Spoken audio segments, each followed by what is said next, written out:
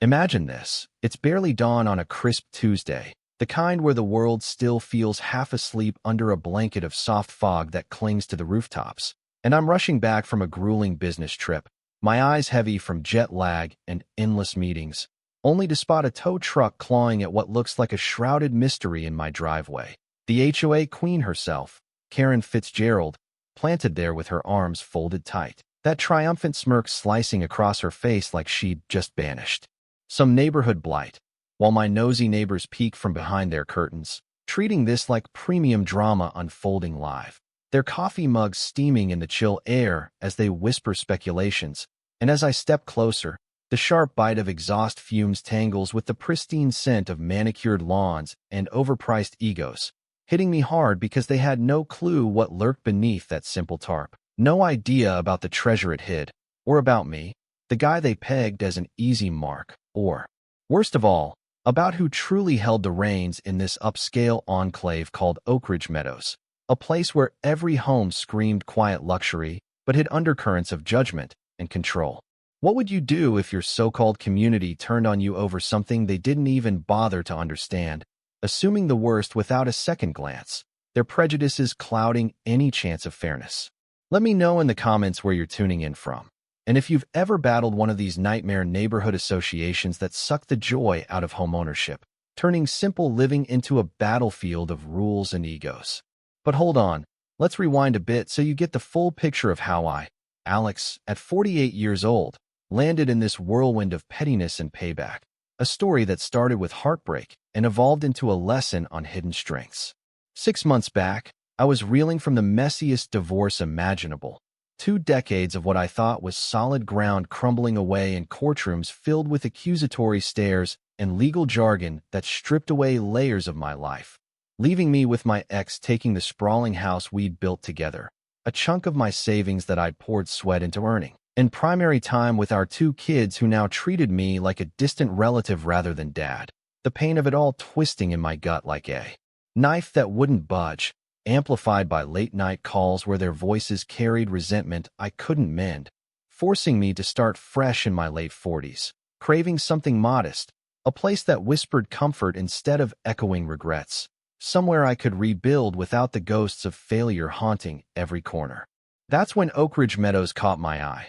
This gated haven with 847 upscale homes ranging from 800 grand to over 2 million, where every driveway boasts luxury imports, and the lawns gleam so unnaturally green they could pass for AstroTurf.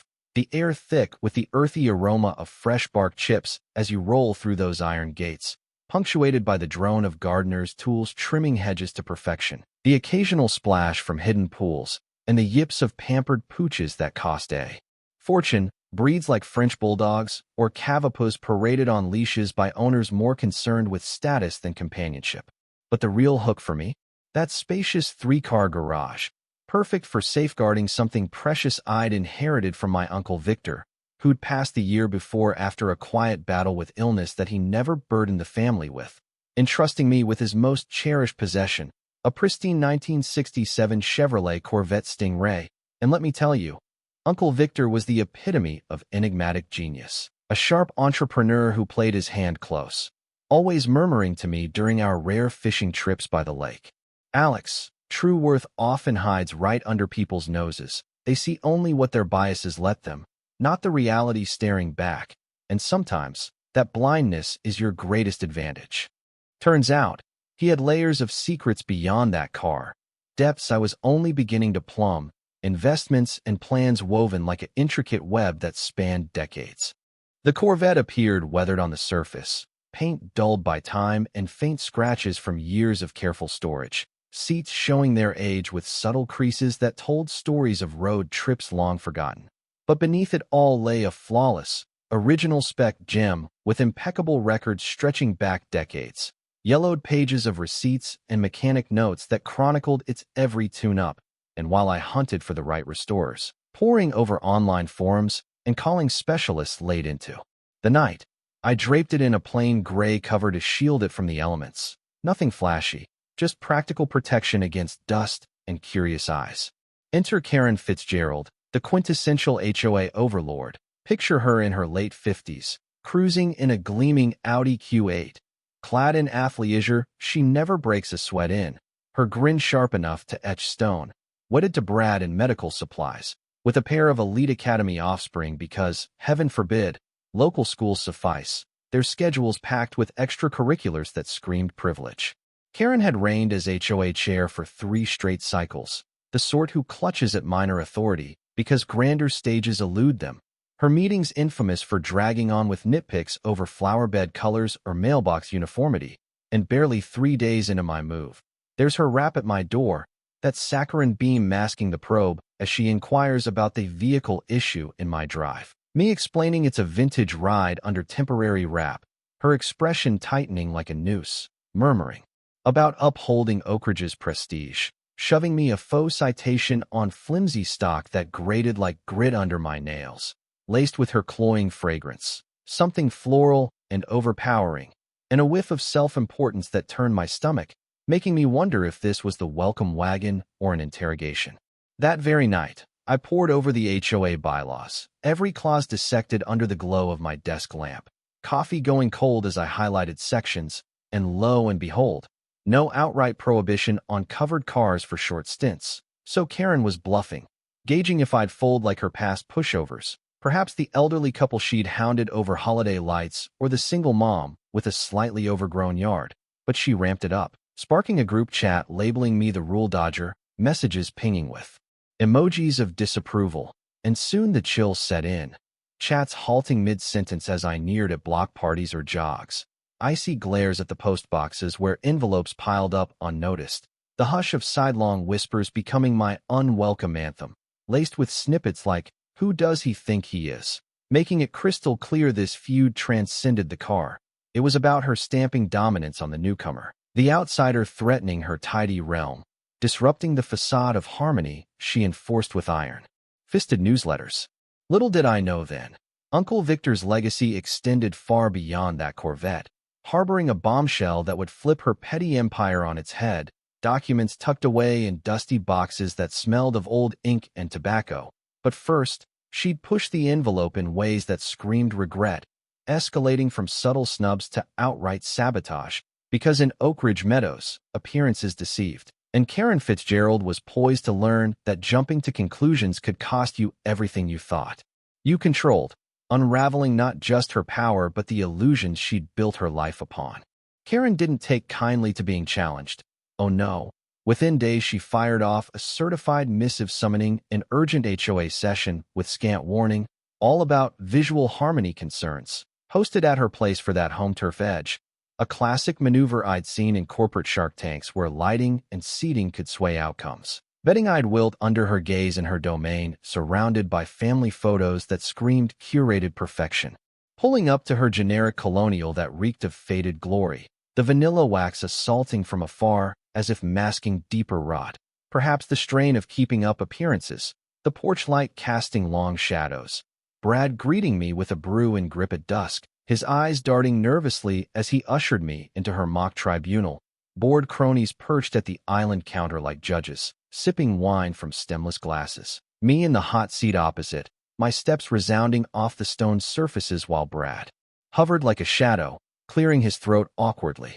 Karen slid over a dossier with dramatic flair, packed with doorbell snaps timestamped to the minute, neighbor gripes typed in passive-aggressive fonts, and some hasty online valuation spiel from dubious sites, proclaiming risks to home prices that could plummet thousands.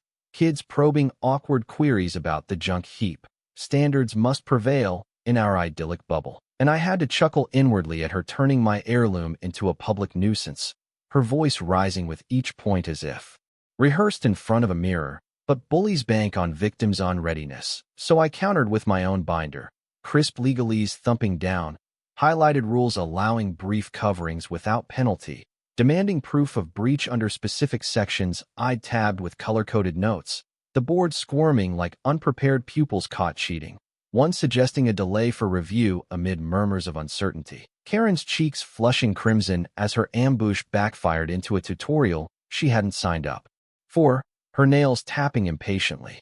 She snapped it shut, grinding out a deferral through clenched jaws. But victory? Hardly. Dawn brought canine surprises on my turf, strategically placed to maximize disgust. A vile note branding me trash scrawled in shaky handwriting that betrayed rage. Incidents alien to this pet haven until now, where dog walkers usually exchanged pleasantries, and later spotting Karen touring a nearby listing, her sales pitch laced with digs at recent eyesores that could deter buyers. Her laughter forced as potential clients nodded. It dawned on me.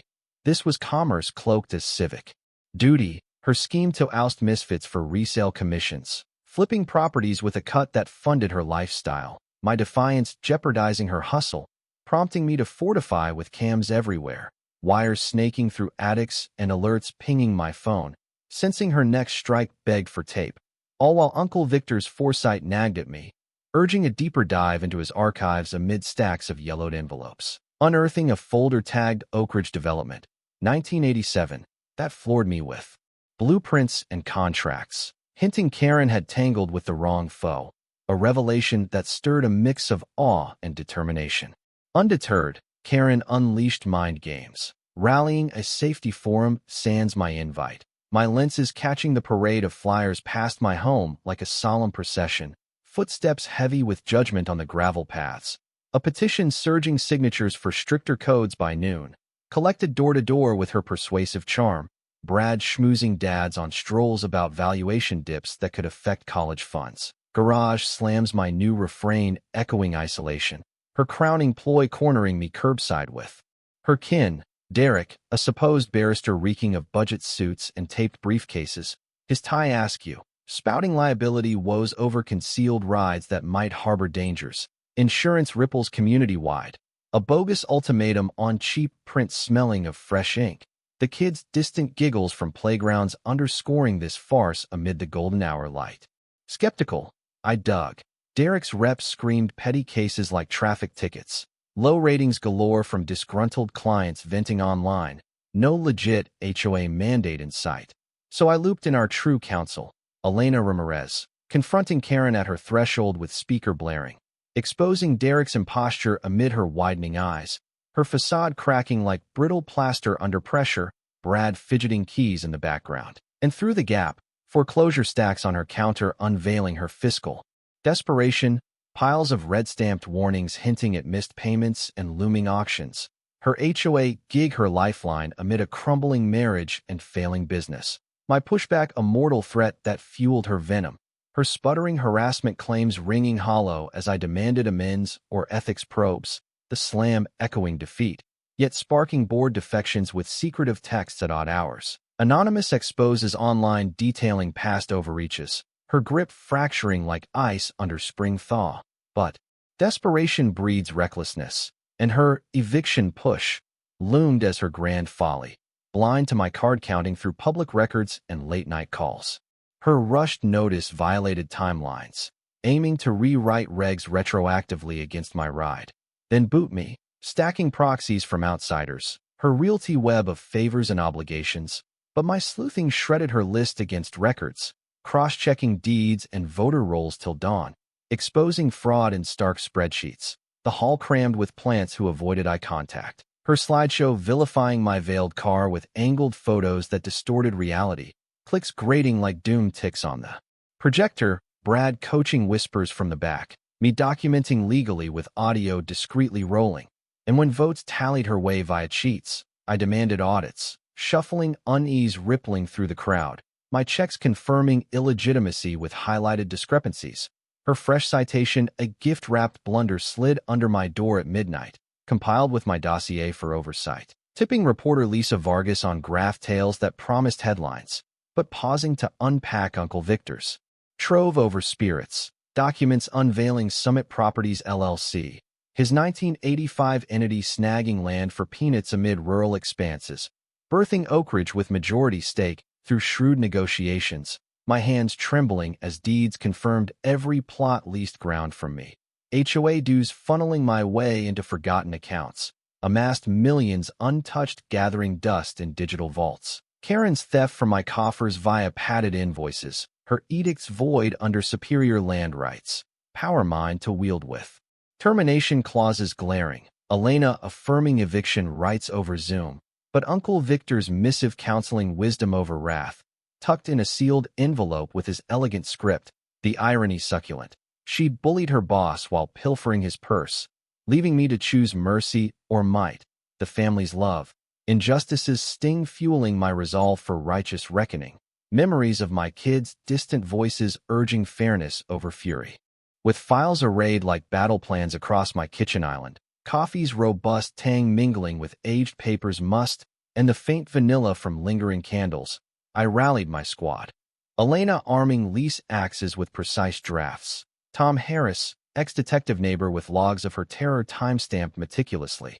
Mia Lee, numbers was exposing $94,000 siphoned via scams like ghost vendors and overbilled services. Bill Thompson, appraiser valuing my Corvette at $2.1 million. Its saga a mirror to concealed. Clout with detailed photos of engine stamps. We mapped phases.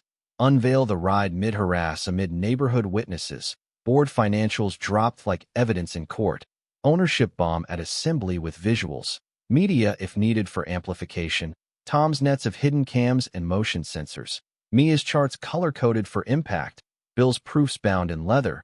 Nuggets on leases empowering owners overlooked in fine print. Patterns of her preying on outliers like the artist with unconventional decor or the veteran with a flagpole too tall. My control over essentials like utilities and roads granting leverage I'd never imagined. The plan solid as Uncle Victor's blueprint for growth amid strife. Refined over pizza and strategy sessions till midnight. Dawn's rumble signaled her apex idiocy. Tow rig invading as Karen orchestrated with frantic gestures. Brad taping shakily. Operator wary in his grease-stained overalls. Me sauntering out casual in slippers. Tom filming afar from his deck. Querying docs that fluttered in the breeze. Her gloating fines and rules with a voice cracking under strain. Crowds swelling as curtains parted and robes-clad residents emerged. I teased the reveal, yanking the shroud to gasps at the gleaming red icon under the rising sun. Whistles confirming its elite status from car enthusiasts in the mix. Karen's horror mounting in frozen stares. Operator bailing on million-dollar hauls with apologies. Laughter at her junk jab rippling through the group. Then my landlord twist via Elena on speaker, her embezzlement exposed with figures recited, world-shattering in breaths, and paling faces as phones captured the drama. Truck fleeing with a hasty reverse. Neighbors flipping allegiance with awkward nods. Social blaze. Igniting group chats, but her evening salvo an unhinged session accusing fraud in flyers stuffed in mailboxes, her net spreading smears through calls and posts. Desperation's reek potent like burnt coffee, her woes dire, foreclosures advancing, biz flops from bad reviews, driving survival frenzy that blinded her to consequences. The hall tensed like a trap under fluorescent buzz, her allies sweating in ill-fitting attire, Lisa's crew lurking in vans outside, her diatribe McCarthy-esque with cropped proofs and timelines twisted, votes gearing for my oust amid planted applause. But I rose, Elena unleashing audits from her satchel, slides shifting to her theft with animated transitions, crowd tide turning with gasps and head shakes. Derek's bluff called amid stammers, docs proving my dominion distributed like flyers. Murmurs to realizations as phones lit up with deed searches. The awful truth that they'd been watching their own landlord get harassed for months sinking in with apologies whispered. No confidence surged from the floor. Karen fleeing shrieking suits and threats. Vote axing her decisively. Probes launching from state offices. Her empire dust scattered like confetti. Weeks on, healing convened in the center's packed hall. My Corvette purring entry drawing admirers. Kids magnetized to its curves. Lisa rolling tape for follow-ups. Emily Rodriguez, trusted educator now chair with her warm demeanor. Gaveling transparency amid cheers. Tom sworn in with a badge-like pin. Me podium-bound reflecting assumptions perils that erode trust. Unveiling Victor Hale Memorial Fund from $2.3 million leases for scholarships targeting underprivileged youth. Playgrounds with inclusive swings. Gardens for communal harvests. Car shows under string lights. Audits eternal to safeguard integrity. Applause thundering like thunder. Tom's kin-first scholar with a speech that moved the room. Tears and claps blending hope's aroma with fresh pastries shared. Justice's sweet tang lingering. Months later, Oak Ridge magazine famed for reform. values soaring amid buyer interest, fund thriving with applications pouring in, garden laughs replacing whispers as families bonded over soil, Karen fled south to rebuild, marriage limping through counseling, anonymous gifts hinting remorse perhaps from guilt-ridden nights. I dated Emily over quiet dinners. Kids warmed with visits to shows. Corvette appraised higher at auctions. Symbol of shift from conflict to unity. Ripples wide. Lisa's Emmy. For exposing systemic issues. Consults from afar. Audits booming her firm. Shows fundraising for shelters. Festivals bridging divides with music and food trucks. Meetings democratic with open mics. My bonds mended through honest talks. Uncle Victor's patience my mantra in daily choices. Victory uplifting all with scholarships changing lives. The purr echoing approval through sunsets. Closure in blooms and waves as neighbors shared stories. A tale of endurance over tyranny that proved resilience. Bind stronger than rules. Now, pondering this saga, was my measured revenge truly just, or did mercy demand more leniency toward her desperation? Does exposing such bullies always serve the greater good, or risk escalating cycles of bitterness? Where do you draw the line between personal justice and community harmony? Share your thoughts below, because these debates shape how we navigate power, fairness, and forgiveness in our own backyards.